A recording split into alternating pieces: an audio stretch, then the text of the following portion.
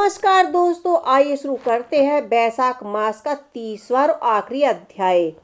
नारद जी बोले कि बैसाख के महीने में जो दोपहर के समय मार्ग चलते अपने घर पर आए और उन ब्राह्मणों को सुंदर आसन देकर चरण दबाते और चरणोदत्त को अपने मस्तक पर छिड़कता है, उसके सब बंधन कट जाते हैं और गंगा इत्यादि संपूर्ण तीर्थ में स्नान करने के बराबर फल निश्चय ही मिलता है। कि हे ब्राह्मण, कि बैसाख के महीने में अन्न दान जल दान न करने वाले से सभी पाप कभी भी दूर नहीं होते।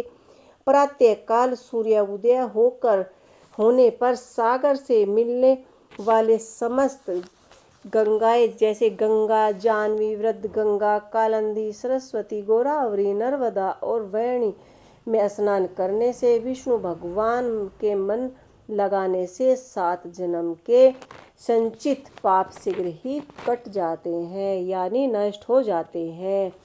बैसाख के महीने में बावाड़ी में स्नान करने से या घर में अलग अपरिवर्तित प्राकृतिक गो के चरण के रखने से किसी जगह के सामने स्नान भर हो सामान जल भरा हो तो उसमें भी आप स्नान कर सकते हैं।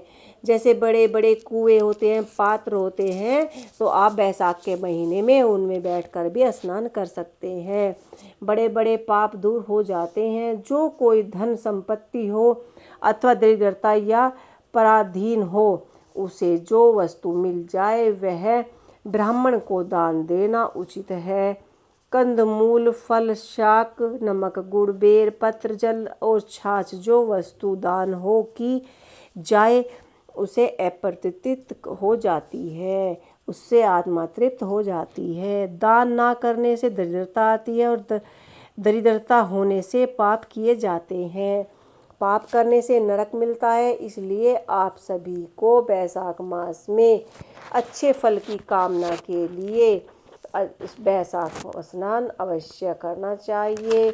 और इसमें आप जैसे उत्तम शाक में बिना नमक के स्वादिष्टता नहीं लग आती, जैसे कोई कुरूपवत स्त्री श्रृंगार होने पर भी अच्छी नहीं लगती, ऐसे ही बैसाख मास में जो धर्म कर्म दान इत्यादि नहीं करता है, बैसाख मास के महीने में उसके कर्मों का फल उसे अवश्य ही भोगना पड़ता है।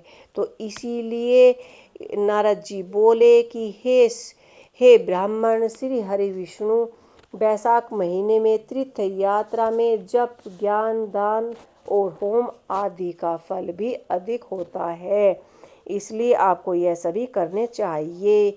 जिसने किसी प्रकार का बैसाख मास का दान धर्म आदि किया है उसे ऐसा ही फल की प्राप्ति होती है।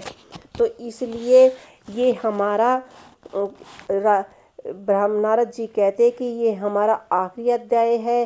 तो इसमें राजर्षि ऋषि से नारद जी के कथा अनुसार शुभ धर्म का आचरण करते हुए निर्गुण भवन में लीन हो गए। और सूत जी बोले, जो कोई भी पाप नाशक कर्म और पुण्य के बढ़ाने वाला परम अद्भुत आख्यान को सुनता है और उनके पाठ करता है, वह परम गति को प्राप्त होता है। तो दोस्तों, यह हम आपको बैसाख मास का 30वां अध्याय बता रहे हैं और आपको बैसाख मास में सभी अध्याय कहने चाहिए, सुनने चाहिए और पढ़ने चाहिए। कितनी भी मुश्किलें हो, आपकी इस एक बार यह अध्याय पढ़ने से सभी विपत्तियां दूर हो जाती हैं।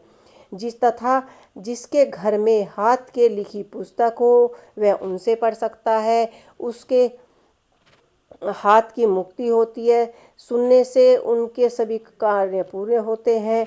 और कोई अगर पढ़ नहीं सकता है तो वो बैठकर यह कथा भी सुन सकता है।